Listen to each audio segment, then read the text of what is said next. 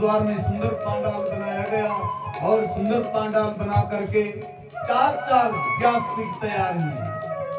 सनंदन, सनातन और सनत कुमार 4 वक्ता हैं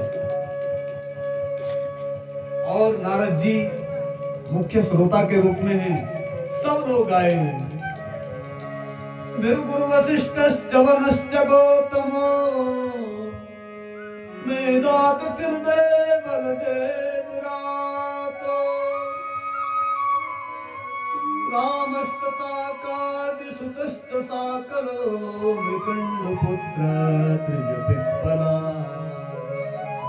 भृगु वशिष्ठ च्यवन गौतम, देवल ऋषि, मृकंडु पुत्र मार्कंडी, सब ऋषि मुनि अपने परिवार के साथ, अपने शिष्यों के साथ हरिद्वार में पहुंचे हैं और हरिद्वार में पहुंच करके बस वहां कथा श्रवण के लिए बैठ जाते हैं और व्यास आसन पर सनक, सनंदन, सनातन और सनत कुमार भागवत की महिमा का गान करने लगे। सदा सेव्या श्रीमद् भागवती कथा यस्या श्रवण मात्रेण हरिचित्तम समाश्रये। बोला सदैव इस कथा का पान करो।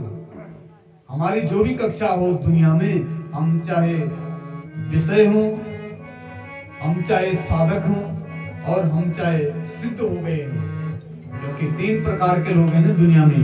एक विषय लोग हैं, विषय हम सब लोग जो सांसारिक हैं विषय के रूप में आते हैं। एक साधक लोग हैं जो साधना के पथ पर चल रहे हैं और एक सिद्ध है। तो हमारी जो भी कक्षा हो संसार में, सबके लिए श्रीमद् भागवत की कथा उत्तम है। सदा से व्यास श्रीमद् भागवती कथा। जो विषय है और विषय के रूप में हम सब संसारी, क्योंकि हम स्वाद के चक्कर में इस दुनिया में भटकते रहते हैं।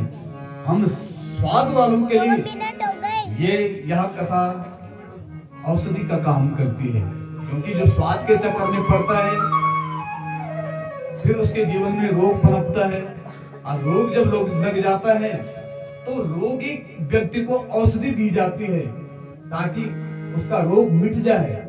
और हम सब संसारियों को जो है सबसे बड़ा रोग है औषधि का। ये जो जन्म मरण का जो रोग है, जो दुख है, इस दुख से छुटकारा पाने के लिए बस हम सब लोगों के लिए यह श्रीमद् भागवत की कथा औषधि है। और जो साधक के रूप में है, जो साधना के लिए तैयार हो गए हैं, उनके लिए श्रीमद् भागवत की कथा सद्गुरु का काम करती है। और जो हिमालय की कंदराओं में तप करते करते करते सिद्ध हो गए हैं, उनके लिए भी श्रीमद् भागवत की कथा जरूरी है और उनके लिए रसायन के रूप में है। औषधि हम तब लेते हैं जब हमारे शरीर को रोग लग जाता है, और यदि हमारी ऐसी इच्छा हो कि हमारे शरीर को रोग लगे ही नहीं है, इसके लिए रसायन का पान किया जाता है। तो हमारी जो भी कक्षा हो दुनिया में, हम सब लोगों के लिए श्रीमद् भागवत की कथा सदा सेव्या श्रीमद् भागवती कथा यस्या स्मरण मात्रेण हरिचित्तम समाश्रये। बोला सदैव इसका पान करना चाहिए। अरे हो सके तो 2-4 अध्यायों का पाठ, लेकिन इतना भी संभव नहीं है तो एक श्लोक का पाठ, और उसमें भी अनुष्टुप छंद वाला। कृष्णाय वासुदेवाय हरे परमात्मने प्रणतः क्लेशनाशाय गोविंदाय नमो। एक छोटा सा श्लोक अनुष्टुप छंद वाला, और अनुष्टुप छंद में 32 अक्षर होते हैं और उसमें भी 8-8 अक्षर का एक चरण है, 8-8 वर्ण का एक चरण। कृष्णाय वासुदेवाय एक चरण, हरे परमात्मा ने दूसरा चरण, प्रणतः क्लेश नाशाया तीसरा चरण, और गोविंदाय नमो नमः चौथा चरण। बोला श्लोकार्धम, एक श्लोक का पाठ करो। एक श्लोक का पाठ भी नहीं कर सकते हैं, आधा श्लोक का आधा भी नहीं पढ़ सकते हो तो एक चरण गोविंदाय नमो नमः, भाई इतना कह दो बस। राजसूय अश्वमेध यज्ञ का जो फल होता है, बस इतने कहने मात्र से ही हमको श्रीमद् भागवत का संपूर्ण फल प्राप्त हो जाता है। यह है कथा का सार। हरिद्वार के आनंद वन में सनकादि ऋषियों ने श्रीमद् भागवत की महानता को गाया, और इस महानता के कारण, इस महत्ता के कारण वृंदावन की धरती में ज्ञान भक्ति वैराग्य जो वृद्धावस्था को प्राप्त थे, बस वहां उनका जो दुख है और वृद्धत्व है वहां जागा, और जागे ही नहीं बल्कि तरुणावस्था को प्राप्त हुए, और तरुणावस्था को प्राप्त ही नहीं हुए, बस वहां से चल पड़े और चलते चलते हरिद्वार की ओर चलने लगे। तत्रैव गंगा यमुना त्रिवेणी गोदावरी सिंधु सरस्वती च सर्वाणि तीर्थानि भवन्ति तत्र यत्राच्युतोदार कथा प्रसंग। गंगा यमुना सरस्वती प्रयाग काशी गोदावरी हरिक्षेत्र सब सकल शरीर धारण करके ज्ञान भक्ति और वैराग्य के साथ हरिद्वार की तरफ जाने लगे, और जाने भी नहीं लगे गाने लगे श्री कृष्ण गोविंद हरे मुरारे, हे नाथ नारायण वासुदेव।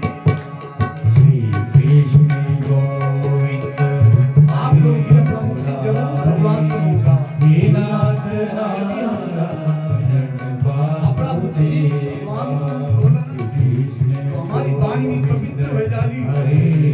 और हे नाम से आप कथा यहाँ पर हो रही है, वह हेतु भी पूर्ण होगा। इसलिए भाव से और ताली बजा करके बिल्कुल आनंद चित्त से आप भगवान का नाम गाओ। हे नाथ नारायण कृष्ण गोविंद हरे मुरारी, हे नाथ नारायण वासुदेवा। कृष्ण गोविंद हरे मुरारी, हे नाथ नारायण वासुदेवा।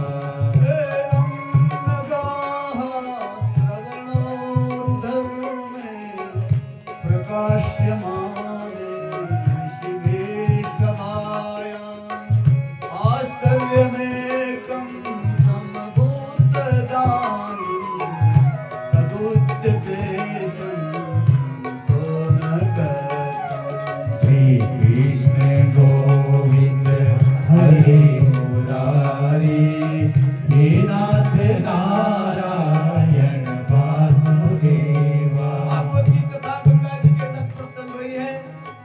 सनत कुमार भागवत कथा के की महिमा को प्रकट कर रहे थे। उसी वक्त एक आश्चर्य हुआ, बोला हरिनाम करता हुआ एक संघ आया, और उस संघ को हरिद्वार में सबने देखा, बोला ये कौन है? और वह संघ अपनी मस्ती के साथ गा रहा था श्री कृष्ण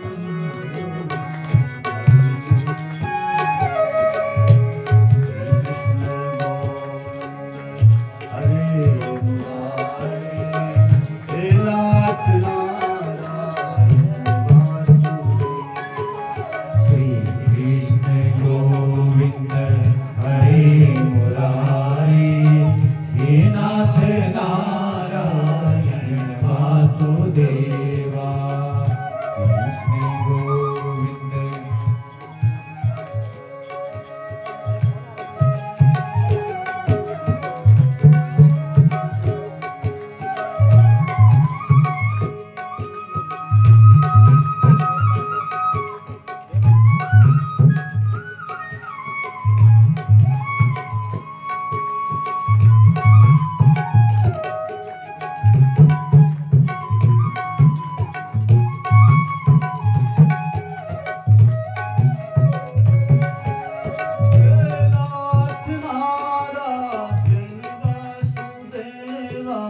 हे नाथ नारायण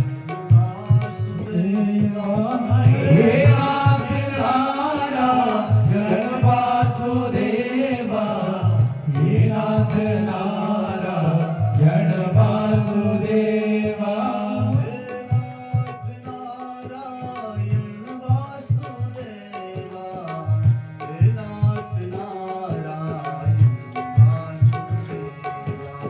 हे नाथ नारायण वासुदेवा हे नाथ नारायण वासुदेवा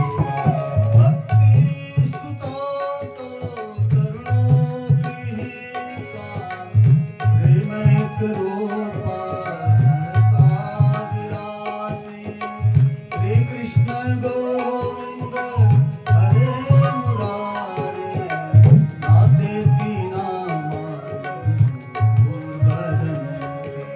श्री कृष्ण गोविंद हरे मुरारी हे नाथ नारायण वासुदेवा भक्ति देवी जो यमुना के तट पर रो रही थी और नारद जी के सत्कर्म के कारण आज पुनः तरुण अवस्था में आई और तरुण अवस्था में आकर के हरिद्वार में आकर के लोगों ने देखा, बोला कौन है तो नारद जी ने कहा, सनकादिक ऋषियों ने कहा कि ये भक्ति महारानी है और भक्ति महारानी अपने पुत्र ज्ञान और वैराग्य को लेकर के यहाँ आई है हरिनाम संकीर्तन करते हुई। तो लोगों ने कहा कि महाराज ये भक्ति रानी है। उसी समय भक्ति माँ कहने लगी, भवद्विरतेव कृतास्मि पुष्टा कलि प्रणष्टापि कथा रसेन स्वाहं तु तिष्ठामि अधुना ब्रुवन्तो ब्रह्मायदं तां किरिमूर्तिः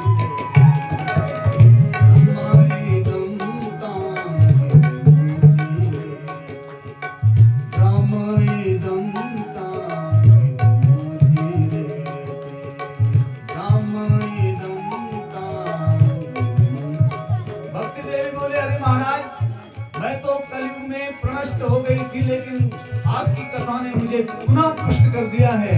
बताओ ना महाराज, मैं कहाँ रहूं?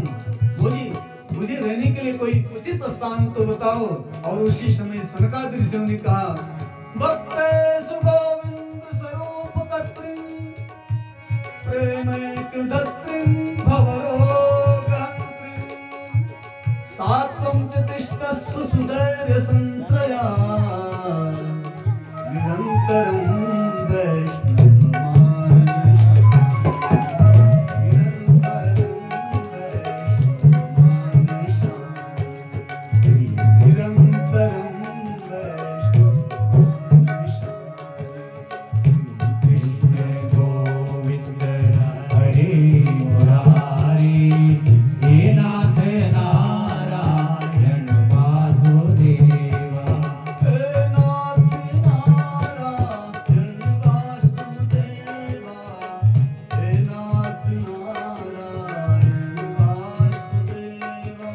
हे नाथ नारायण वासुदेवा हे नाथ नारायण वासुदेवा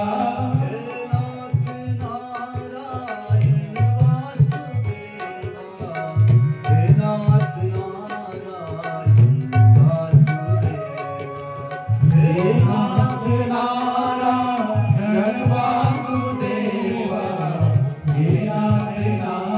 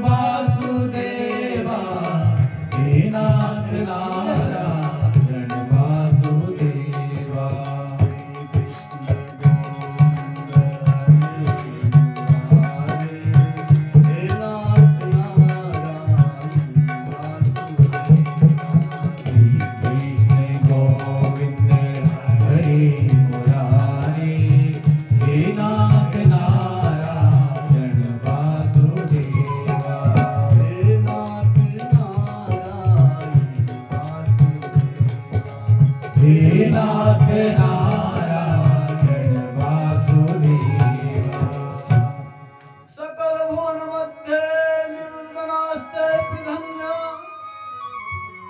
निवसति हृदयेषां श्रीहरि भक्तिरेकः हरिरपि निजलोकं सर्वतातो विहाय प्रविशति हृदि तेषां भक्तिसूत्रोपनद्वः। भक्त और भगवान को एक करने वाली माँ भक्ति वैष्णवों के हृदय में विराजमान हो गई। अथा वैष्णव चित्तेषु दृष्ट्वा भक्तिम् अलौकिकीम् निजलोकं परित्यज्य भगवान भक्तवत्सलः। और जब हमारे जीवन में भक्ति विराजमान हो जाती है तो भगवान भी निजलोकम परित्यज्य अपने लोक को छोड़ करके अपने भक्तों के हृदय में तुरंत विराजमान हो जाते हैं। और वैसे भी एक बार नारद जी ने भगवान को पूछ दिया था कि भगवान आप कहाँ रहते हैं, तो भगवान ने यही तो कहा, ना हम बसामि वैकुंठे योगी नाम हृदय न च मद्भक्ता यत्र गायन्ति तत्र तिष्ठामि। नारद जी मैं वहां रहता हूँ जहां मेरे भक्त मुझे प्रेम से गाते हैं, मेरे भक्त मुझे आनंद के साथ गाते हैं, वहीं तो मैं रहता हूँ। और आज हरिद्वार के आनंद वन में जब सनकादिक ऋषि भागवत की महानता को गा रहे थे, मां भक्ति अपने पुत्रों के साथ वहां पर विराजमान हो गई और भक्ति सबके हृदय में प्रविष्ट हो गई और भगवान भी वहां पर विराजमान हो गए। बोले नारायण भगवान। सदा सेव्या श्रीमद् भागवती कथा यस्या श्रवण मात्रेण हरिचित्तम समाश्रये। इसलिए सदैव श्रीमद् भागवत की कथा का गान करो, पान करो। श्रवणम कीर्तनम विष्णु स्मरणम पाद सेवनम। भगवान की कथा सुनना, भगवान की कथा गाना, ये भी भक्ति है। और भगवान उसी समय सबको दर्शन दे करके अंतर ध्यान हो गए। नारद जी ने सनकादिक ऋषियों को कहा कि महाराज, इस कथा से केवल ज्ञान वैराग्य जवान होते हैं क्या और भी कुछ होता है? के विशुद्ध्यन्ति वदन्तु मह्यम् सप्ताह यज्ञेन कथामये कृपालुभिर्लोकहितं विचार्य प्रकाशिता कोऽपि नवीन मार्गः। अरे महाराज, और भी कोई विशुद्ध हुआ है इस कथा से क्या?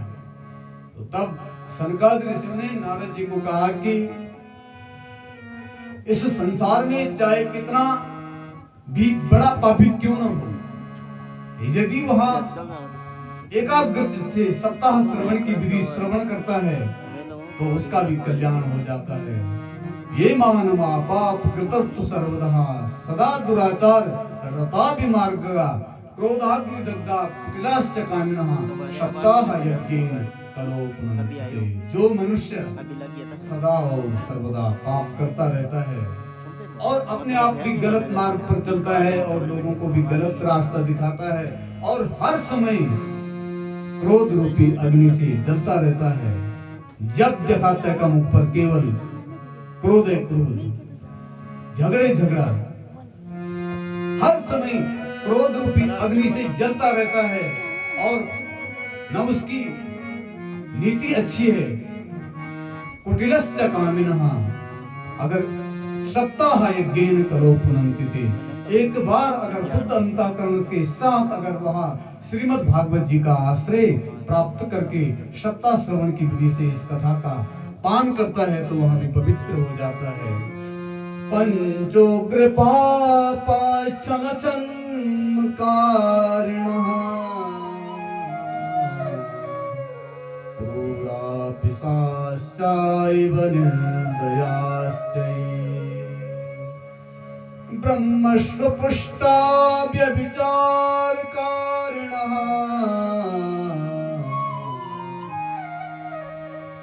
सप्ताह यज्ञेन कलोपनन्ति ते। 5 प्रकार के उग्र पाप हैं, महाभयानक पाप हैं। एक ब्रह्म हत्या करना, एक गाय की हत्या करना, मदिरा पान करना, सोने की चोरी करना और गुरु पत्नी के साथ व्यभिचार करना।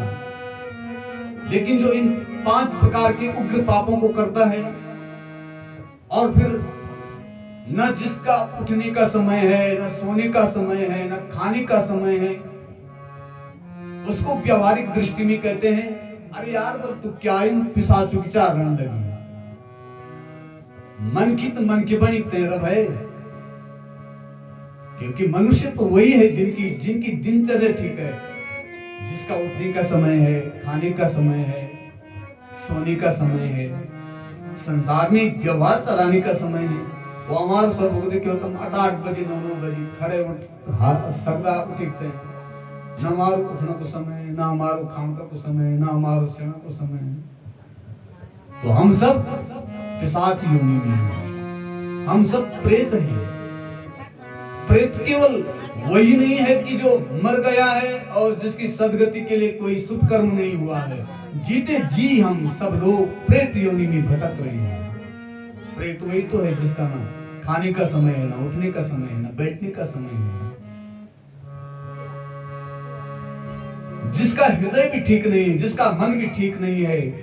ब्रह्मस्व पुष्टा व्यभिचार कारिणा सप्ताह यज्ञेन कलोपनन्ति ते। ब्रह्मस्व पुष्टा और ब्राह्मण के घर में जिसने जन्म ले रखा है, ब्राह्मण के अंश से पलता हो और व्यभिचार करता हो, यदि वह मनुष्य भी जो पथभ्रष्ट हो जाता है, जो महाभयानक पापी बन जाता है, यदि श्रीमद् भागवत जी की कथा का एक बार दत्त चित्त होकर के सप्ताह श्रवण की विधि से अगर सुनता है तो पवित्र हो जाता है, पवित्र हो जाता है। तब शंकराचार्य ने कहा कि अब मैं इस विषय में एक तुम्हें इतिहास सुनाता हूँ। और इतिहास का मतलब होता है घटी हुई घटना का यथार्थ वर्णन। उसमें अपनी तरफ से कुछ बड़ा चढ़ा करके कुछ नहीं कहना, बस जैसी घटना घटी उस घटना को उसी रूप में व्यक्त करना। और तब कहा तुंगभद्रा तटे पूर्वम अभूत पत्तनमुत्तमम् यत्र वर्णाश्वधर्मेण सत्य सत्कर्म तत्परः। तुंगभद्रा नदी के तट पर एक उत्तम नाम का नगर है और उस नगर में आत्मदेव जी महाराज हैं। और आत्मदेव जी का जो प्रभाव है वह प्रभाव ऐसा है जैसा दूसरा सूर्य होता है, इतने तेजस्वी हैं। और उस नगर में 4 प्रकार के वर्ण के लोग रहते हैं, ब्राह्मण भी है, क्षत्रिय भी है, वैश्य भी है, शूद्र भी हैं, लेकिन सब अपने अपने धर्म का पालन करते हैं, सब अपने अपने धर्म का पालन करते हैं। आत्मदेव पुरे तस्मिन् सर्ववेद विशारदः श्रोत्र स्मार्ते सुनिष्ठानिष्णातो भूतिया इव भास्करः। आत्मदेव बहुत ज्ञानी है, लेकिन उनकी जो पत्नी है, पत्नी का नाम है धूली। वास्तव में हमें ये जो मानव जीवन मिला है ना, तुंगभद्रा तटे पूर्वम, तुंग मने ऊंचा, भद्र मने कल्याणकारक है।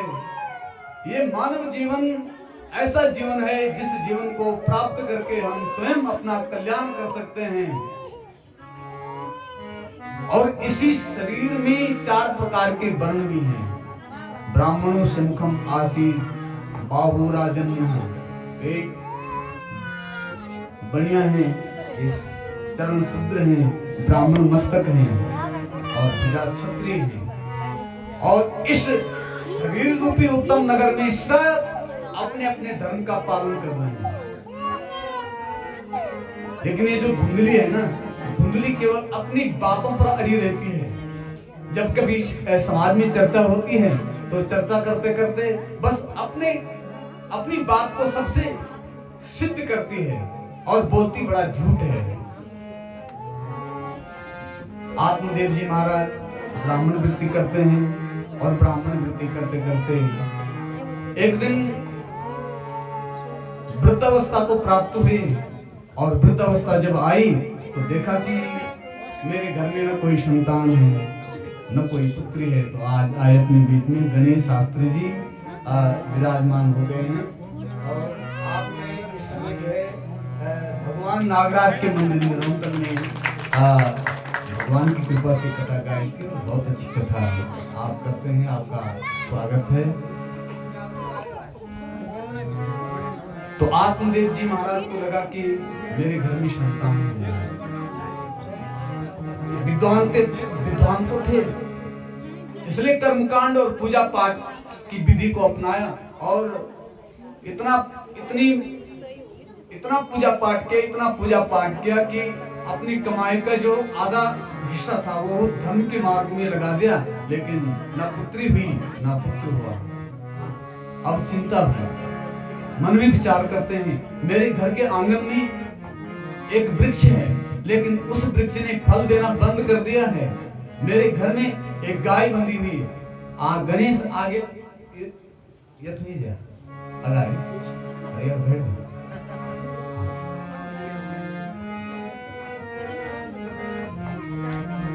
आत्मदीप जी विचार करते हैं कि मेरे घर में गाय बंधी हुई है, उसने भी बच्चा देना बंद कर दिया, वहां भी बांझपन में है। घर के आंगन में जो वृक्ष है उस वृक्ष ने फल देना बंद कर दिया है और मैंने इतना सत्कर्म कर दिया है, लेकिन इतना सत्कर्म करने के बावजूद भी मेरे घर में न पुत्र हुआ न पुत्री हुई। मैं कितना अभागा व्यक्ति हूँ। और उसी समय निश्चय किया कि क्या करना है इस जीवन का। घनघोर जंगल में जाते हैं, वहां आत्महत्या करने के लिए मजबूर हो जाते हैं। वहीं एक तालाब है और तालाब के किनारे एक महात्मा जी है। महात्मा जी की दृष्टि पड़ी आत्मदेव जी पर और आत्मदेव जी को कहा कि महाराज जी आप कौन हैं?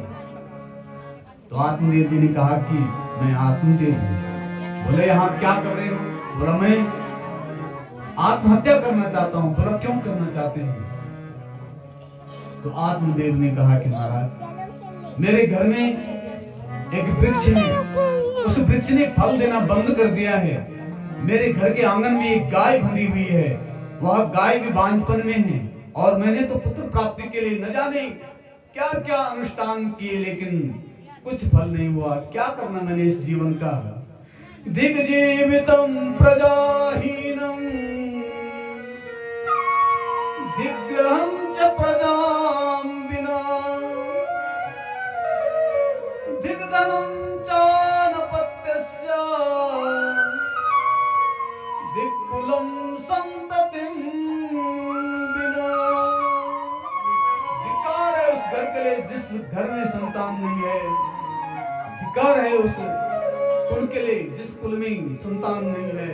और धिक्कार है उस ग्रस्त के लिए जिस ग्रस्त में संतान नहीं है। महात्मा जी को पता लग गया। महात्मा जी ने सोचा इसको तो संतान का नशा चढ़ा हुआ है।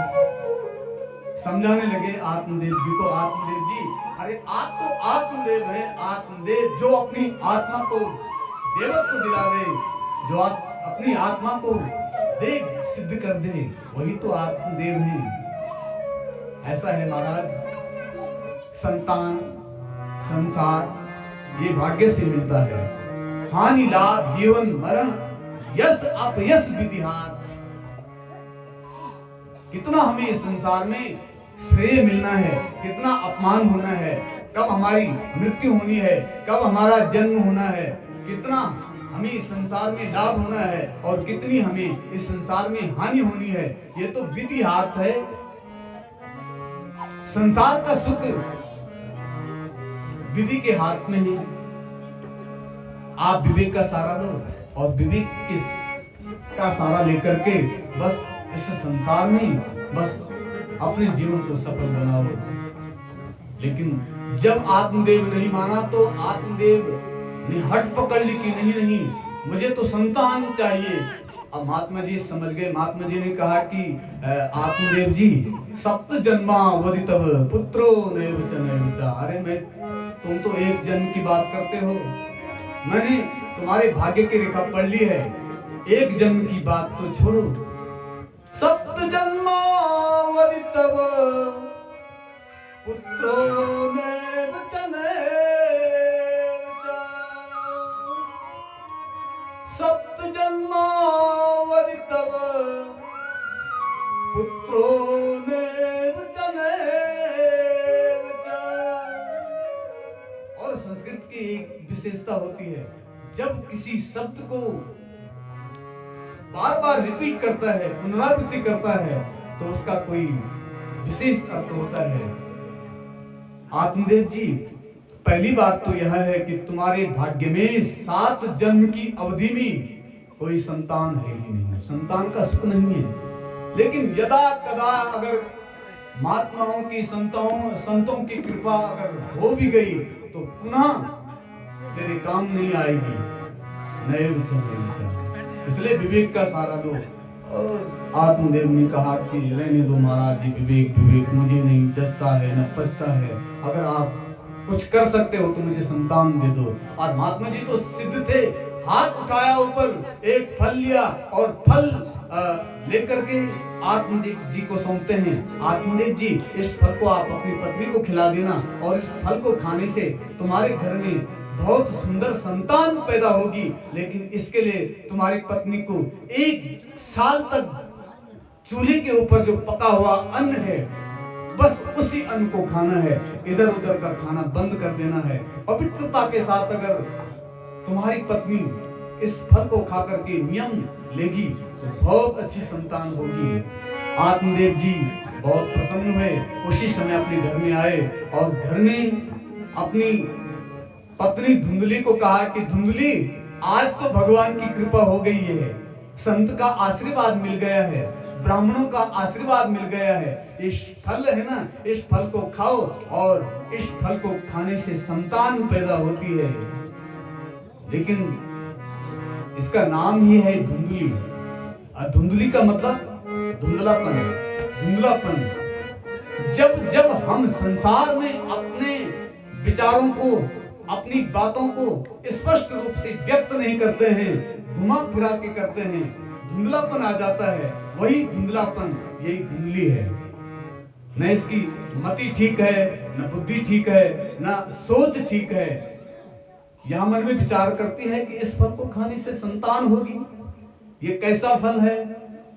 और कहा आत्मदेव जी को, महाराज जी इस फल को रख दो, मैं खा लूंगी, अभी तो मैं घर का काम काज कर रही हूँ, जब मैं इस कामकाज से निवृत्त हो जाऊंगी तब मैं इस फल को खा लूंगी। और ब्राह्मण को धन केवल भिक्षा। आत्मदेव जी ब्राह्मण वृत्ति के लिए कहीं दूर गांव में चले गए। अब धुंधली मन में विचार करती है कि इस फल को खाने से संतान होगी, और संतान होगी तो मेरा पेट बढ़ेगा तो शरीर की शक्ति क्षीण हो जाएगी। लेकिन अगर वो धर्म पत्नी होती तो सही सोचती। लेकिन ये तो धुंधली है, ये पत्नी है। जो पत्नी उसको कहते हैं जो पति का पतन कर दे, और धर्म पत्नी वो है जो पति को, बिगड़े हुए पति को सुधार दे, धर्म के मार्ग पर ले जाए, उसी का नाम धर्म पत्नी है। और धुंधली पत्नी है, धर्म पत्नी नहीं। मन में विचार करती है कि इस गांव में अगर आग लग गई, इस गांव में अगर चोर आ गए तो लोग भाग जाएंगे, उनके प्राणों की रक्षा होगी, और मैं यहाँ जल करके भस्म हो जाऊंगी। ऐसी चिंता हो गई आज धुंधली को। और चिंता चिता से बढ़कर के है। चिता में तो मरा हुआ व्यक्ति जलता है, लेकिन चिंता में तो जीवित व्यक्ति मर जाता है, सूख जाता है, खत्म हो जाता है। आज जब चिंता कर रही है धुंधली, तो चिंता करते करते इसका शरीर दुबला पतला हो गया है।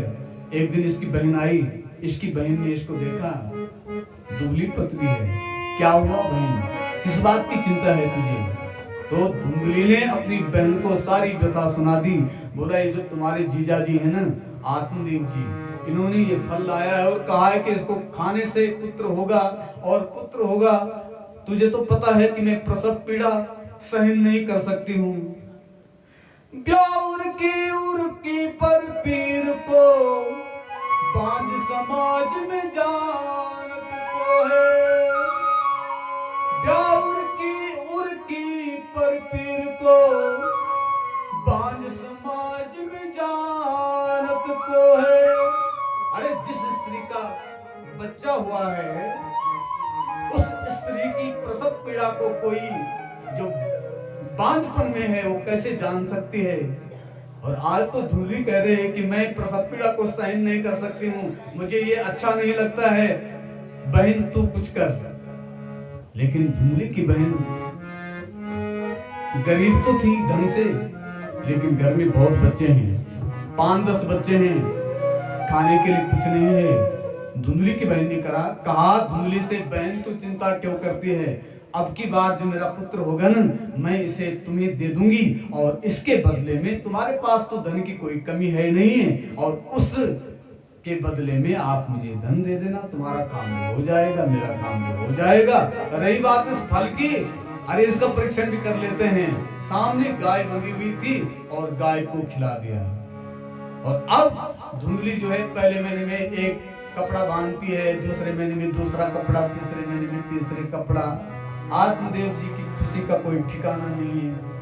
और ठीक वह समय आया जब धुंधली की बहन ने अपने गर्भ को जन्म दिया। रात के समय में उसने अपने उस पुत्र को धुंधली को सौंपा। धुंधली ने उसके बदले में बहुत सारा धन दे दिया और चिल्ला उठी, पुत्र हो गया, पुत्र हो गया, पुत्र हो गया। आत्मदेव जी जजमानी करने कहीं दूर गांव जा रखे थे।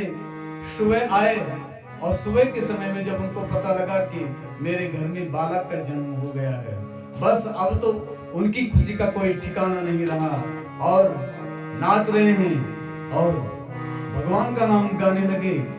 इसके ठीक 3 महीने बाद गाय ने भी एक सुंदर मनुष्य जैसा बच्चा प्रकट कर दिया, लेकिन उसके जो कान थे वो गाय के समान थे और सारा शरीर मनुष्य का था, क्योंकि महात्मा जी का ये वचन था कि इस फल को खाने से मनुष्य पैदा होगा। ज्योतिषी लोग घर में आए, जन्म पत्री बनाई। अब धुंधली की गोद में जो बालक है उसका जन्माक्षर धू शब्द से निकला और माता के नाम पर विचार करते हुए इसको नाम दे दिया ब्राह्मणों ने, धुंधकारी। अब देखा गाय ने जिस पुत्र को जन्म दिया था, शरीर तो मनुष्य जैसा है लेकिन कान गाय जैसा है, इसलिए इसके कानों पर विचार करते हुए और इसको नाम दे दिया गोकर्ण। बोले गोकर्ण जी महाराज की जय, गोकर्ण जी महाराज की जय। अब आत्मदेव जी उनका संस्कार करते हैं, यज्ञोपवीत संस्कार किया और यज्ञोपवीत संस्कार के बाद उन्हें गुरुकुल में भेज देते हैं।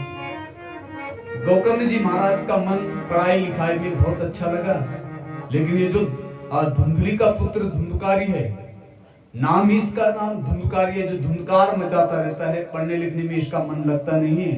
कभी किसी के बच्चों को उठा करके तालाब में फेंक देता है, कभी किसी को 2-4 झापट मार देता है और धुंधकार मचाता रहता है। और इसके कारण कियत कालेन तो जातो तरुणो तनयाभुवो, गोकर्ण पंडितो ज्ञानी धुंधकारी महात्मा। गोकर्ण जी महाराज बहुत बड़े ज्ञानी हो गए, लेकिन अपने कर्मों के कारण, क्योंकि बचपन में जिसने विद्या अध्ययन में मन नहीं लगाया, क्योंकि बचपन तो विद्या अध्ययन का है, और जिसने विद्या अध्ययन में मन नहीं लगाया जीवन भर उसे पछताना पड़ता है। जो पढ़ लिख करके विद्वान हो जाता है, जो पढ़ लिख करके ज्ञानी हो जाता है, जो पढ़ता लिखता है, वह जीवन में जीवन की ऊंचाइयों को छूता है। लेकिन जिसने कभी पढ़ा लिखा नहीं, माँ बाप ने पूरा सहयोग दिया, अच्छा विद्यालय भी दिया, लेकिन फिर भी जिसने वह समय गंवाया, बस जीवन भर पछताना पड़ता है। इसलिए सब जितने भी बच्चे हैं, सब लोगों को अच्छा पढ़ना लिखना चाहिए, क्योंकि ये पढ़ने लिखने का समय है। आज आप देखते होंगे हमारे देश में जो बड़े बड़े शीर्ष पदों पर विराजमान है, जो IAS बनते हैं, PCS निकालते हैं और उससे भी ऊंचे ऊंचे पदों पर प्रतिष्ठित होते हैं, कभी उनके जीवन में दिखा आपने? कहीं ना कहीं उन्होंने पढ़ा लिखा है, उन्होंने पढ़ने में खूब समय दिया है और पढ़ने लिखने में उन्होंने बचपन के समय का सदुपयोग किया है, जिसके फलस्वरूप वो लोग ऊंचे ऊंचे पदों पर जाते हैं। तो जिसने बचपन गंवाया, बस जीवन भर गंवाना पड़ता है। आज धुंधुकारी भी अपने बचपन को गंवा देता है खेलकूद में, धुंधुकार करने में। और गोकर्ण जी महाराज तो ज्ञानी हो गए और अपने ज्ञान के प्रभाव से बस आनंद में हैं, लेकिन धुंधुकारी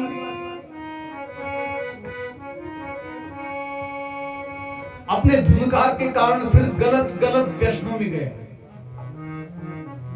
क्योंकि जो पढ़ता लिखता है उसके अंदर समझ होती है कि मुझे इस जीवन में क्या करना है, क्या नहीं करना है, क्या गलत है, क्या सही है, क्या अच्छे व्यसन है, क्या दुर्व्यसन है, क्या मुझे अपने जीवन में धारण करने हैं। लेकिन जो पढ़ता लिखता नहीं है, जो बचपन को गंवा देता है, फिर वो गलत व्यसनों में, गलत परंपराओं में चल पड़ता है और फिर गलत जब व्यसनों में जाता है तो हम लोग सोचते हैं कि हम व्यसनों को भोग रहे हैं, हम मदिरा पान कर रहे हैं, हम बीड़ी पी रहे हैं, लेकिन एक समय वह आता है जब वो मदिरा हमको ही पी जाती है, वो बीड़ी हमको ही पी जाती है। भोगान भुक्त्वा वयमेव भुक्त्वा कृष्णान जीर्णो वयमेव तृष्णा। भोग हम नहीं भोगते हैं, वो भोग हमको ही भोग लेते हैं।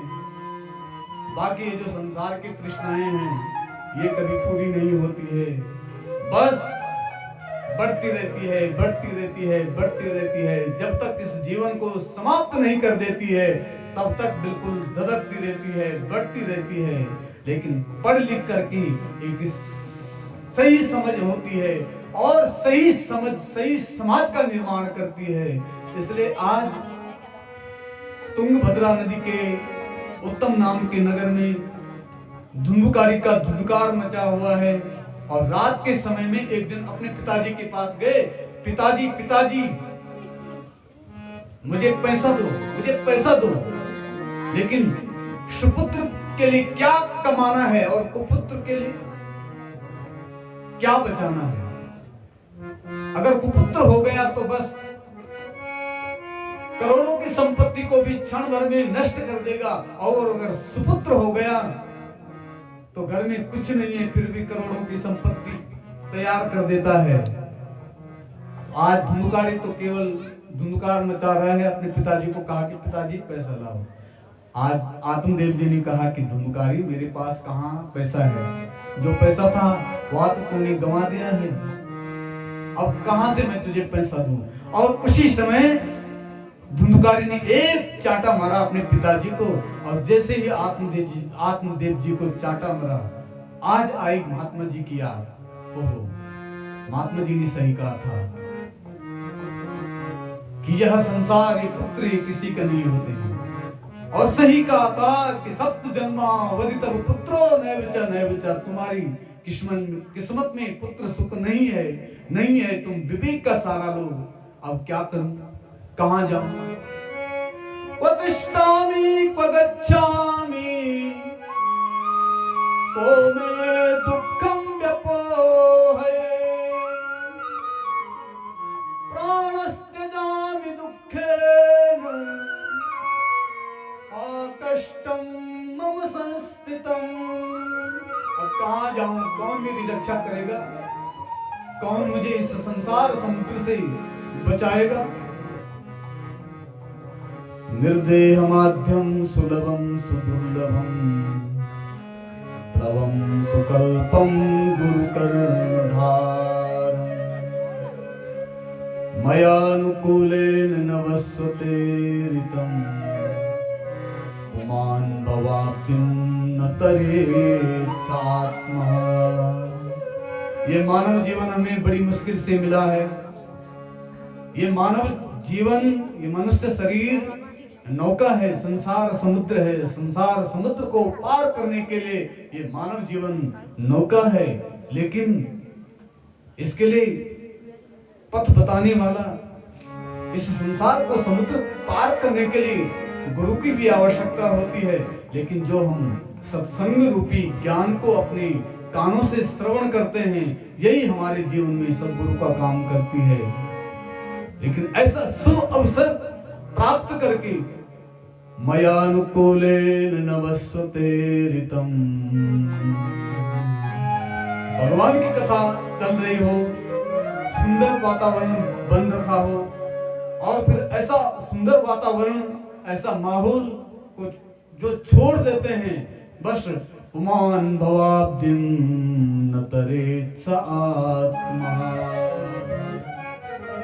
इस संसार समुद्र को पार करने की इच्छा नहीं करते हैं, वही तो आत्महत्यारे माने जाते हैं। आत्महत्या केवल बस इतना नहीं है कि जहर पी लेना, जहर पी के मर जाना और नदी में छलांग मार देना, इतना ही नहीं है। जीते जी यदि हमने अपनी आत्मा का उद्धार स्वयं नहीं किया तो हम सब लोग आत्मघाती के रूप में माने जाते हैं। अब क्या करूं, कौन मेरी रक्षा करेगा। ध्यान में आया, मेरे घर में तो एक पुत्र है जो गाय की कृपा से मुझे मिला है। गोकर्ण जी के पास गए। पुत्र पुत्र अहो बंधो कृपा सिंधु मातुर्मामासुमो जया। हे पुत्र, मेरी रक्षा करो, मेरी रक्षा करो। आज गोकर्ण जी को मौका मिल गया और गोकर्ण जी ने आज आत्मदेव जी को ज्ञान का उपदेश दिया और कहा, पिताजी ये जो हमारा बाहर का शरीर है ना, इस शरीर को, इस चमड़े को अगर थोड़ा निकाल दें तो इसके अंदर पता क्या है, खून है, हड्डी है, मांस है। इसमें जो हमारी मति है ना पिताजी, इस मति को छोड़ दो। देहेस्तिमान सुरगिरे अभिमतिं त्यजत्वं जाया सुता जिसु सदा ममतां द्युंचः। पश्यानिशं जगदिदं क्षणभङ्गनिष्ठम्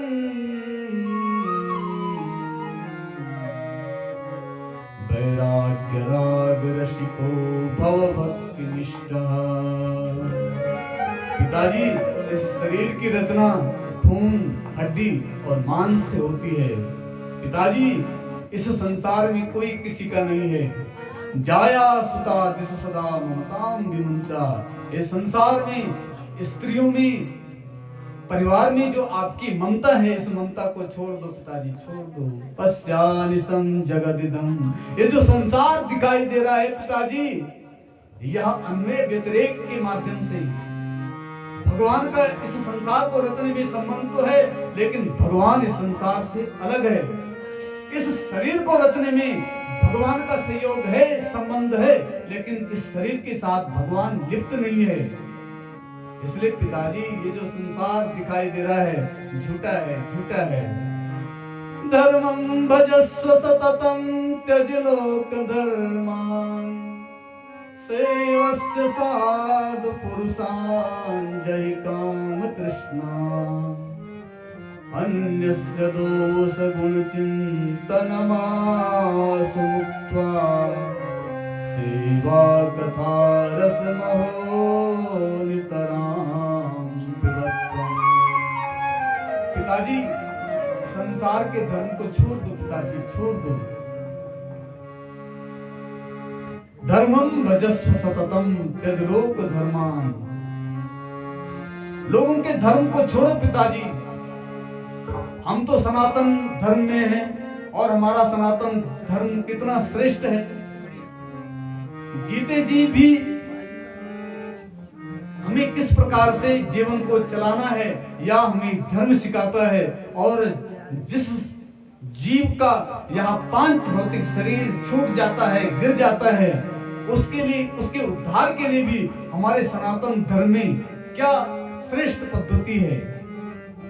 इसलिए पिताजी अपने धर्म का पालन करो, अपने धर्म का पालन करो। त्यज लोक धर्मान सेवा कथा रसमो नितराम पिबत्तुम। और रामचरितमानस में तुलसी बाबा पार्वती को शंकर जी सुनाते हैं, उमा कहूं मैं अनुभव अपना, उमा कहूं मैं अनुभव अपना, उमा कहूं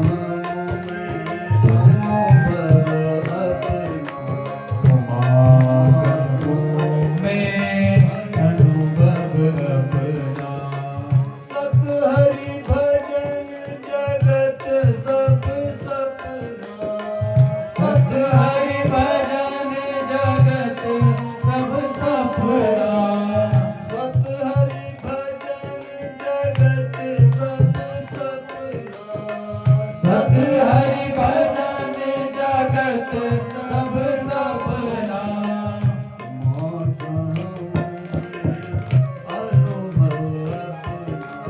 उमा कहूं मैं अनुभव अपना, उमा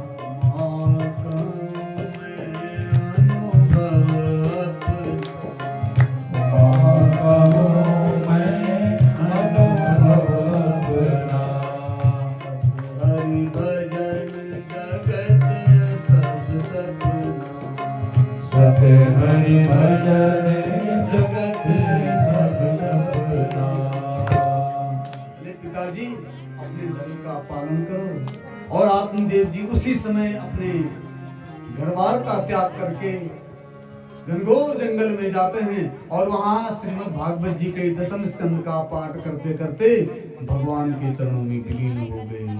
बोले नंदनंदन भगवान की जय, नंदनंदन भगवान की जय। उसके बाद एक दिन धुंधकारी रात के समय में अपनी माँ के पास आए और माँ को कहते हैं कि माँ पिताजी ने जो आपके पास धन दे रखा है उसे आपने कहाँ छुपा रखा है, दो माँ उस धन को। और माँ ने कहा कि अरे पुत्र कैसी बात करता है, मेरे पास कहाँ से धन होगा।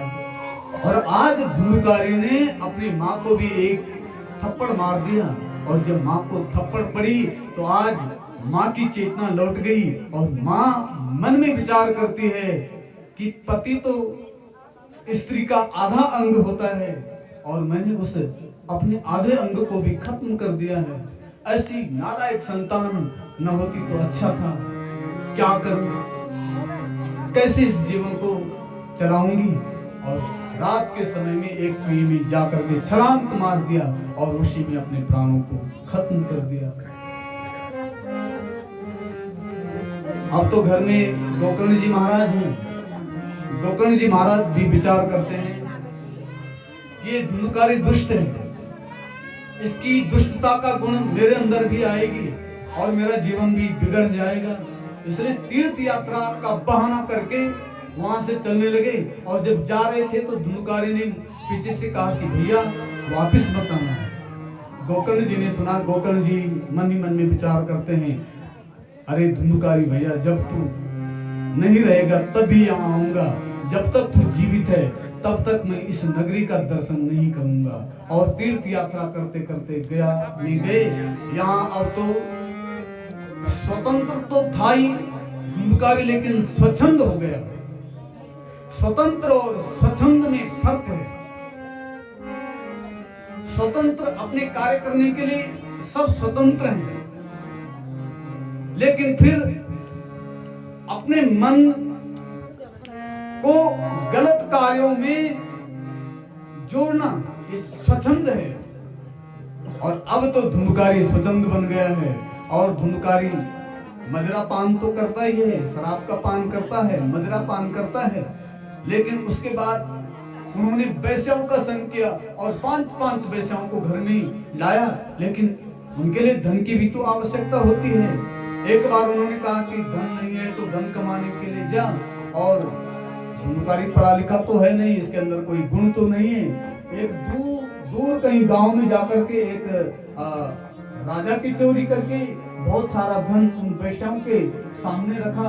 उन्होंने देखा कि इतनी जल्दी इसने यह धन कहां से लाया, लगता है इसने चोरी करी तो जिसका धन लाया है वह इसको पकड़ेगा, इसकी भी पिटाई होगी और हमारी भी पिटाई होगी। इसलिए क्यों ना ऐसा करते हैं, न रहेगी बांस और न बजेगी बांसुरी। रात के समय में मदिरा पान करके धुंधकारी जब घर में प्रवेश करता है, चारपाई के ऊपर लेट गया और चारपाई के जो 4 चरण होते हैं, बस 5 वेश्याओं ने रस्सी के द्वारा इसके हाथ पांव बांधे और फिर गले में रस्सी डाली।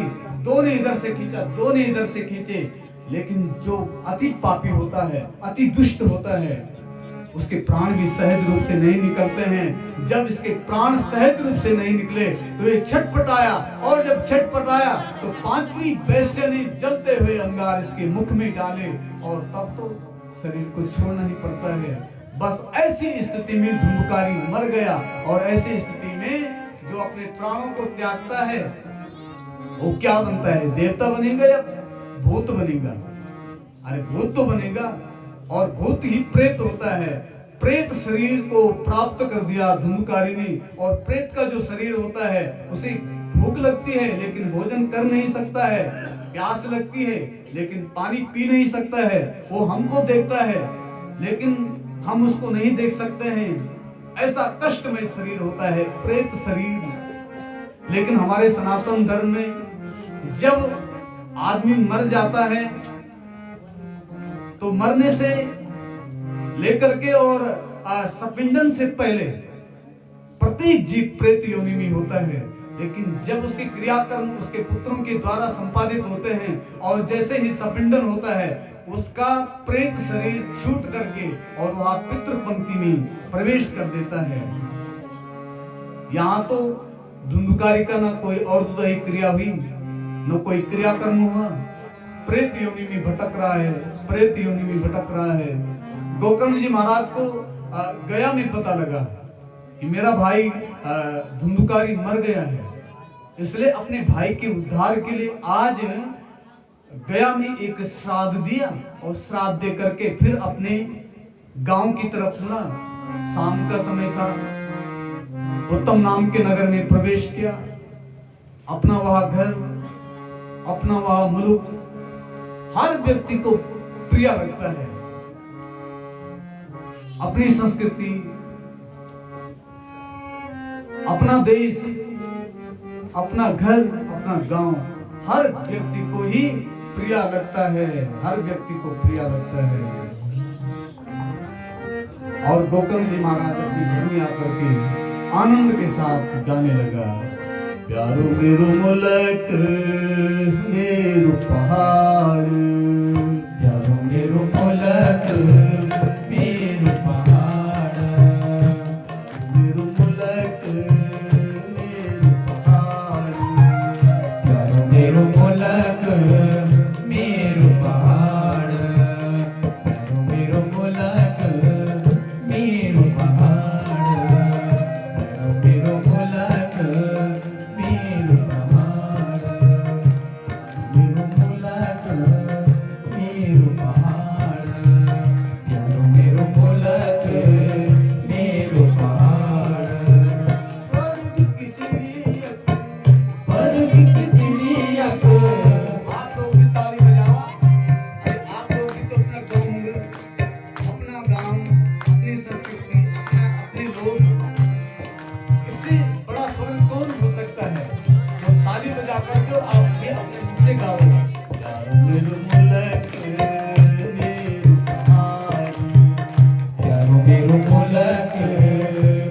मेरो पहाड़ मेरो मुल्क मेरो पहाड़ प्यारो मेरो मुल्क मेरो पहाड़ स्वर्ग की सीढ़ी स्वर्ग की सीढ़ियक स्वर्ग की सीढ़ियक स्वर्ग की सीढ़ियक स्वर्ग की सीढ़ियक स्वर्ग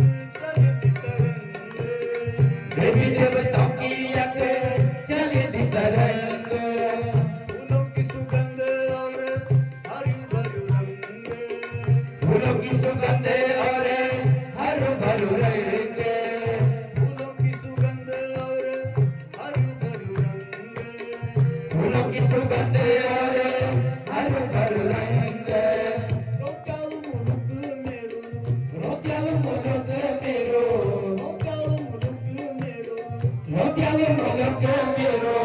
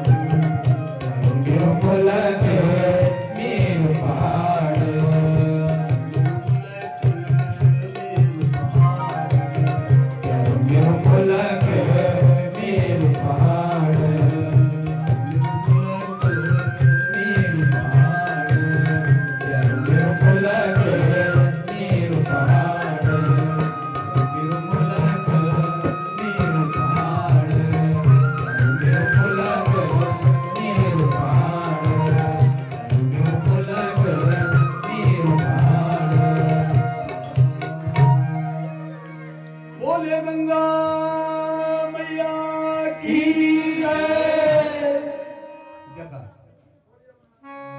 जय जयकार। आप बिल्कुल बिल्कुल कंजू सिकंदर हैं। अरे हम इतनी क्या बढ़िया धरती पर हमारे जन्म हुई और एक धरती पर हमनी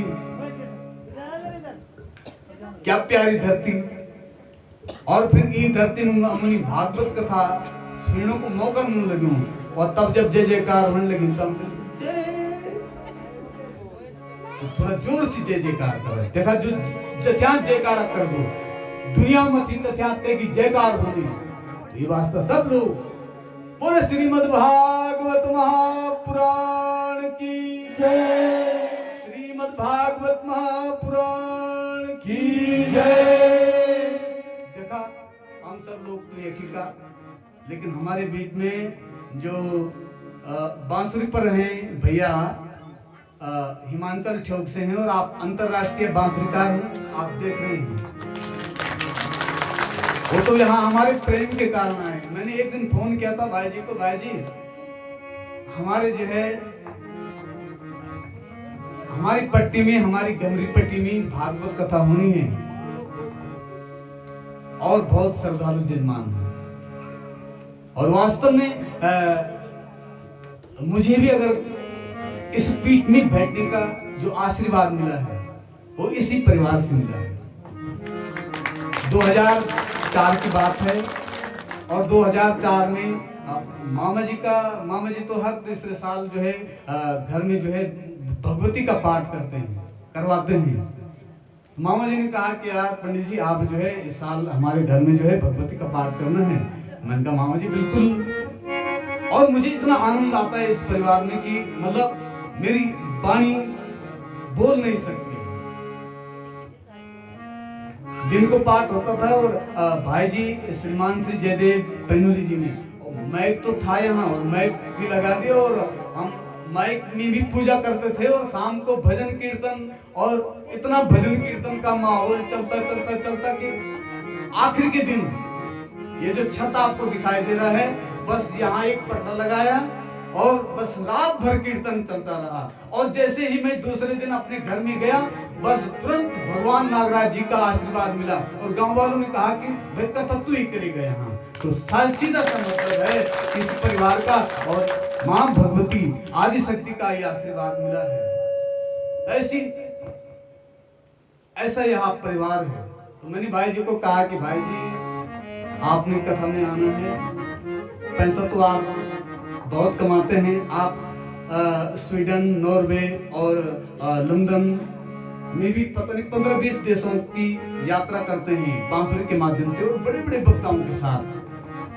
चिन्मयानंद बापू जी के साथ आप लाइव देखते होंगे, भाई जी वहाँ बजाते हैं और पूज्य भाई रमेश भाई उदय जी के साथ भी आपने कई बार जो है बांसुरी में संगत दिया है। इतने उच्च कोटि के कलाकार अपने बीच में आए हैं और तब जब जय जयकार की बारी आती है तो हम जय भाई जी क्या कहेंगे कि अरे मैं तो गढ़वाल में गया था और गढ़वाल के लोग जय जयकार भी नहीं करते हैं। तो आप लोगों से निवेदन है मेरा कि जब जय जयकार हो तो बिल्कुल जोर से जय जयकार, और जब भगवान का कीर्तन गाते हैं तो सब अपने मुख से बिल्कुल दत्तचित्त होकर के और आनंद से गाएं, बस जीवन धन्य हो जाएगा। तो हम श्रवण कर रहे थे कि गोकर्ण जी महाराज अपने घर में आ रखे हैं, और जब घर में आए तो घर शाम के समय में पड़ोसियों के घर में भोजन किया और सोने के लिए अपने घर में प्रवेश किया। और जैसे ही अपने घर में प्रवेश किया तो धुंधकारी तो प्रेत योनि में भटक रहा था। उसने कभी भैंसी का रूप दिखाया, कभी हाथी का रूप दिखाया, कभी बकरे का रूप दिखाया। गोकर्ण जी महाराज ज्ञानी तो हैं, हाथ में जल लिया और उस जल को अभिमंत्रित किया और चारों दिशाओं में फेंका। उसी समय जब वह जल चारों दिशाओं में गया तो वहां से आवाज आई, ओम भ्राता त्वदीयोष्णि धुंधुकारे तिनामतः सुकेयेनैव दोषेण ब्रह्मत्वं नासितं मया। अहो बन्धो कृपा सिन्धो भ्रातुर्मामासुमोचयः गोकर्णो वचनं श्रुत्वा तस्मै वाक्यमथा ब्रवीत्। हे बंधु, हे कृपा सिंधु, हे मेरे भाई, मैं धुंधुकारी हूँ, मैं प्रेत बना हुआ हूँ। लेकिन उस समय गोकर्ण जी महाराज ने कहा कि मैंने तो तेरे उद्धार के लिए गया में श्राद्ध कर दिया है, और गया श्राद्ध करने के बावजूद भी तेरा प्रेतत्व तो दूर नहीं हुआ। जब धुंधुकारी ने यह बात सुनी, आंखों में आंसू और रोते हुए उसने कहा, गया श्राद्ध सतेनापि मुक्तिर्नेन भविष्यते उपायम् अपरं कञ्चित् विचारय साम्प्रतम्। मेरे भाई, आप तो एक श्राद्ध की बात करते हो, अगर मेरे निमित्त आप 100 श्राद्ध भी करेंगे तब भी मेरी मुक्ति नहीं होगी, क्योंकि मैंने ब्राह्मण के घर में जन्म लेकर के व्यभिचार किया है। मैं ब्राह्मण के अंश से पलता था और व्यभिचार करता था। मैंने अपने ब्राह्मणत्व को खो दिया है, और जो ब्राह्मणत्व को खो देता है उसके निमित्त चाहे आप 1 श्राद्ध क्या 100 श्राद्ध कर लो तब भी मुक्ति नहीं होती है। धुंधुकारी ने जब ऐसा गोकर्ण जी को कहा, गोकर्ण जी मन में विचार करते हैं अब क्या करूं, लेकिन सांत्वना दी, भैया मैं तुम्हारी मुक्ति का उपाय सोचूंगा। प्रातः काल का समय है, ब्रह्म मुहूर्त में जागते हैं गोकर्ण जी महाराज। गोकर्ण जी तुंगभद्रा नदी के पावन तट पर गए और वहां स्नान किया और वहीं पर ब्राह्मण का तो धन केवल गायत्री है, ब्राह्मण की तो शक्ति गायत्री है, और गायत्री मंत्र जप करने के लिए जो ही पद्मासन लगाया, गायत्री जप कर रहे हैं, उसी समय सूर्य नारायण की प्रथम किरण धरती पर पड़ी, और जैसे ही धरती पर पड़ी उसी समय गोकर्ण जी महाराज ने अपने अर्घ्य पात्र में जल लिया और जल को सूर्य नारायण को अर्पित किया, और उसी समय सूर्य नारायण की कृपा से गोकर्ण जी की बुद्धि में प्रकाश हुआ और समाधान निकल गया। श्रीमद्भागवतान मुक्ति सप्ताह वाचन कुरु। श्रीमद्भागवतान मुक्ति सप्ताह वाचन कुरु। श्रीमद्भागवतान मुक्ति सप्ताह वाचन कुरु। श्रीमद्भागवत की कथा से तुम्हारे प्रेत योनि में भटक रहे भाई धुंधुकार की मृत्यु हो गई, और उसी समय वहां पर तो बांस का बहुत बड़ा जंगल है, एक सुंदर पंडाल बनाया, भागवत की कथा प्रारंभ हुई और भागवत की कथा प्रारंभ हुई। जैसे ही प्रथम दिन की कथा पूर्ण हुई, 7 गांठ का बांस रखा हुआ था, उसमें जगह दी थी धुंधकारी प्रेत योनि को, क्योंकि प्रेत एक जगह में टिक नहीं पाता है, इसलिए उसको 7 गांठ की बांस में जगह दे रखी है। और वह गांठ फटी। ऐसे करते करते 7 दिन की 7 गांठ फटी। और वो कोई और नहीं है, काम, क्रोध, लोभ, मोह की जो हमारे जीवन में गांठें हैं, जब तक वो गांठें नहीं फटती है तब तक हमारी मुक्ति नहीं होती है। काम वाली जो गांठ है, अरे पति और पत्नी के बीच में प्रेम होता है तो वहां काम जागता है, और वो काम वाली गांठ हमारे जीवन में मुक्ति के लिए बाधक है। पुत्र की आसक्ति में अगर पुत्र कहना नहीं मानता है तो क्रोध उत्पन्न होता है, और जब क्रोध उत्पन्न होता है तो क्रोध वाली जो गांठ है जब तक वो जीवन से नहीं गई, व्यवसाय आसक्ति है और व्यवसाय में लोभ होता है, द्रव्य की आसक्ति है और द्रव्य में मोह होता है, कुटुंब में मद होता है, घर परिवार में द्वेष होता है, और गांव में आसक्ति होती है, ईर्ष्या होती है। इसलिए जब तक वो 7 गांठें हमारे जीवन में हैं तब तक मुक्ति नहीं हो सकती है। आज धुंधकारी के जीवन से वो 7 गांठें फट गई है, और उसी समय दिव्य विमान आया, और दिव्य विमान को पाने के लिए धुंधकारी बिल्कुल दिव्य रूप धारण करके वहां प्रकट हो जाता है और भागवत की जय जयकार करता है। धन्य भागवती वार्ता प्रेत पीड़ा विनाशिनी, सप्ताहो तथा धन्य कृष्ण लोक फलप्रद। धन्य है भागवत की वार्ता जो प्रेत पीड़ा का नाश करती है और जो कृष्ण लोक की प्राप्ति कराती है।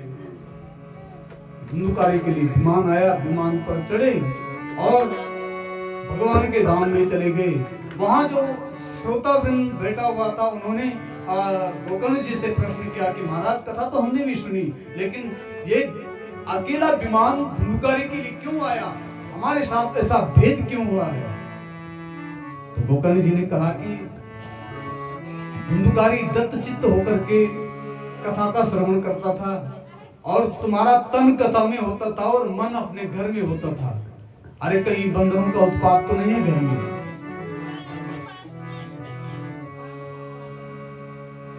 तुम्हारा मन कथा में नहीं होता था, तुम्हारा मन घर में होता था, इसलिए तुम्हारे लिए विमान नहीं आया है। और फिर धुंधकारी और गोकर्ण के बीच जो कथा हुई वो आषाढ़ के महीने में हुई, और फिर धुंधकारी ने पुनः कथा करी श्रावण के मास में, और सारे गांव के लिए फिर विमान आए और सब भगवान के धाम गए। वो विमान कोई स्पेशल टाइप का कोई विमान नहीं है, वो सोच का विमान है, समझ का विमान है। यदि हमारे जीवन में भी कोई अच्छी सोच आ जाए और अच्छे विचार आ जाए, बस हमारा जीवन स्वर्ग बन जाएगा। और वह दिव्य विमान आया और सारे गांव वालों का उद्धार हो गया। बोले श्रीमद् भागवत महापुराण की। अभी तक हम श्रीमद् भागवत की महानता जो पद्म पुराण ने गाई है उसका श्रवण कर रहे हैं सूत जी के द्वारा।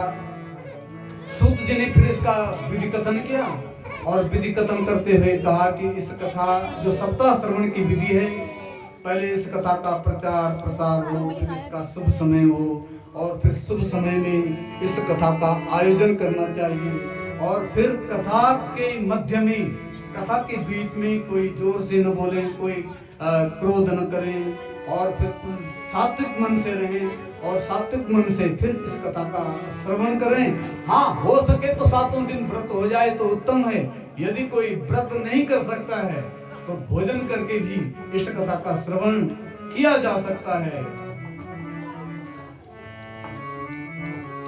भोजनम तो वरम मन्ये कथा श्रवण कारकम, नोपवासो वर प्रोक्ता कथा विघ्न करो यदि भूखे रहने से नींद आती है, आलस्य आता है और कथा में मन नहीं लगता है, तो बोला भोजन करके भी आप कथा श्रवण करो। इन प्रकार से आपका मन भगवान की कथा में रंग जाए, लग जाए, इस उपाय से आप भगवान की कथा सुने। और उसके बाद वहाँ व्यास जी भी आए,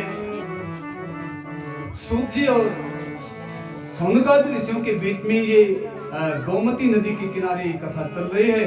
और वहाँ सब लोग आए, इंद्र भी आए और सबने जो है वहाँ हरिनाम कीर्तन करना शुरू कर दिया। श्रीमन नारायण नारायण नारायण, श्रीमन नारायण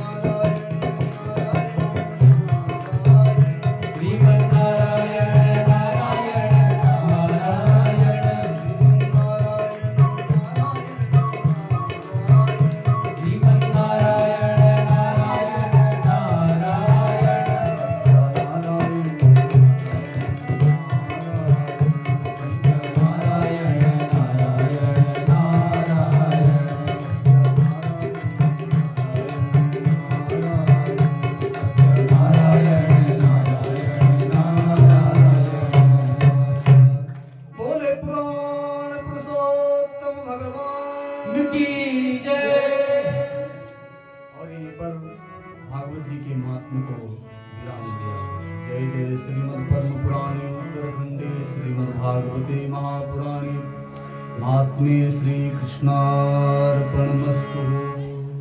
श्री पुराण पुरुषोत्तम भगवान की जय। अभी तक हम श्रीमद् भागवत की महानता का वर्णन सुन रहे थे। अभी तो हमने भागवत में प्रवेश किया ही नहीं।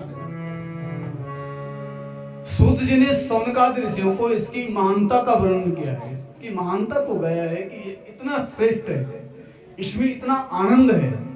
और अब भगवान वेदव्यास द्वारा रचित, सुखदेव जी के द्वारा कथित, और जिसका श्रवण करके 7 ही दिन में मुक्त हो गए राजा परीक्षित जी, वह संहिता 335 अध्याय 18,000 और 12 स्कंदों में गाई गई है। भगवान का यह वांग्मय स्वरूप है, वाणी के द्वारा गाए जाने वाला स्वरूप है। इसलिए इसका श्रवण श्रद्धा पूर्वक करें, कथा की निर्विघ्नता के लिए। और मंगलाचरण के रूप में सर्वप्रथम सूत जी ने भगवान सत्य स्वरूप का ध्यान किया है।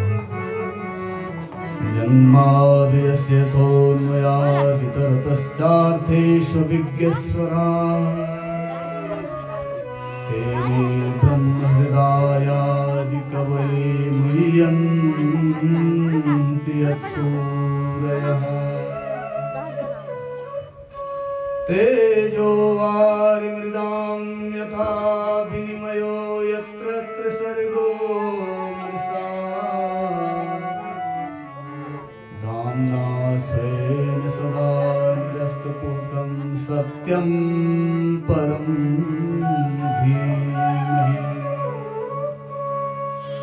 जन्माद्यस्य तोन्मयादितरतश्चार्थेष्वभिज्ञस्वराट् तेने ब्रह्महृदायादिकवये मुह्यन्ति यत्सूरयः। तेजो वारिमृदां यथा विनिमयो यत्र त्रिसर्गो मृषा धाम्ना स्वेन सदा निरस्तकुहकं सत्यं परं धीमहि। परम सत्य का ध्यान करते हुए सूत जी महाराज इस ग्रंथ का आरंभ करते हैं। बोला कैसा है वह ब्रह्म, जिस ब्रह्म की हम कथा श्रवण करने के लिए सब एकत्रित हो रखे हैं। जन्माद्यस्य तोन्मयादितरतस्य, जिस ब्रह्म के सोचने मात्र से इस संसार में सृष्टि का सर्जन पालन श्रृंगार होता है, जो इस जन्म आदि के हेतु हैं, कारण हैं, उस ब्रह्म का इस संसारिक पदार्थों में संबंध तो है, अन्वय तो है, लेकिन इतर तो अलग है। यदि हम ऐसा माने कि संसार के साथ तो भगवान है, लेकिन संसार के साथ तो भगवान लिप्त नहीं है। अगर भगवान लिप्त होते तो संसार में कभी बदलता, एक जैसा रहता। इस शरीर को बनाने में उसका संबंध तो है, लेकिन इस शरीर से अलग है, इस शरीर के साथ लिप्त नहीं है।